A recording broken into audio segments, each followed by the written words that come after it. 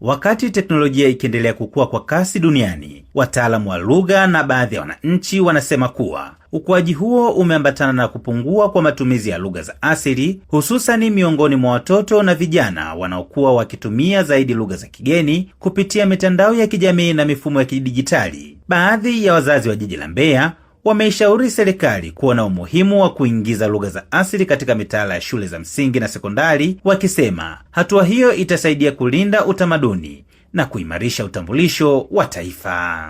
Mtoto anapozaliwa anatakiwa ajifunze ile lugha ya nyumbani. Wazazi wawafundishe watoto wao kuongea lugha za asili. Pili, ninapenda kuishauri serikali itupe fursa, iwape Watanzania fursa ya kuwafundisha watoto lugha za asili. Kwa mfano, mashuleni watoto wajifunze kuongea lugha za asili, wafundishwe lugha za asili.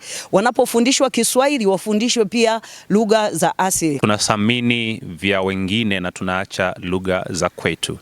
Nafikiri kitu cha kufanya ni kuweza familia kwanza kuwekeza msitizo kwenye kujifunza lugha za asili.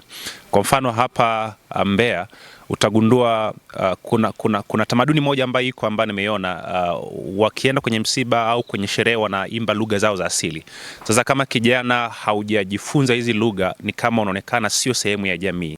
Shirika linalojihusisha na utafsiri wa Biblia kwa lugha za asili pamoja na kuendeleza lugha hizo kama sehemu ya kuhifadhia urithi wa kizazi limetoa wito kwa jamii na serikali kwa ujumla kushirikiana katika kuzienzi na kuzikuza lugha za asili kabla hazijapotea kabisa, ambapo mtaalamu wa matumizi ya lugha mama amesema kuwa tafiti zinaonyesha kuwa watoto wanaofundishwa lugha wanayoifahamu vyema hufanya vizuri zaidi kitaaluma na kijamii. Tunajitahidi sana kufanya kazi ya kuona kwamba hatuachi kizazi. Wote kuanzia watoto wanaweza kunufaika, wanaweza kupata nafasi ya kujifunza lugha yao ya mama hata wanapoendelea na lugha zingine. Tumegundua kwamba kuna baadhi ya vijana ambao hawajui kabisa lugha ya Chindali kwa sababu katika makuzi yao wamekuwa wakilelewa na kuongea lugha ya Kiswahili kama walivyofundishwa shuleni. Wadau wa elimu wanasema ni wakati mwafaka wa serikali kuangalia upya sera na mitaala ya elimu ili kuendana na mabadiliko ya teknolojia bila kusahau misingi ya tamaduni na lugha za asili ambazo ni nguzo muhimu ya utambulisho wa jamii. Samuel Mpogole, Hope Channel Tanzania.